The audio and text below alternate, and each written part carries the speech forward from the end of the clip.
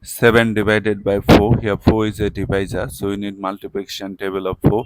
4 times 0 0, 4 times 1 4, 4 times 2 8, 4 times 3 12, 4 times 4 16, 4 times 5 20, 4 times 6 24. To find out the multiplication table of 4, just add 4 with the previous step.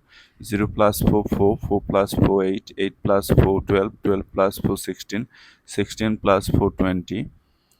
This process will continue.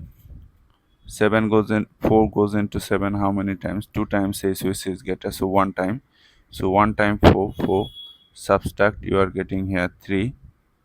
Okay, so our answer is 1, remainder 3.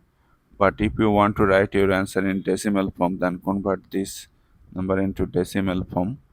Bring down the first 0, but before the 0 there is a decimal. Decimal must come to the quotient directly. 4 goes into 30 how many times?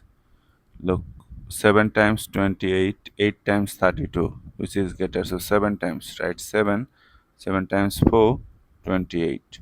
Subtract 2. Bring down another 0. 4 goes into 20 how many times? 5 times, right? 5. 5 times 4, 20. Subtract, you are getting 0. As our remainder is 0, we are done. So our answer is 1.75.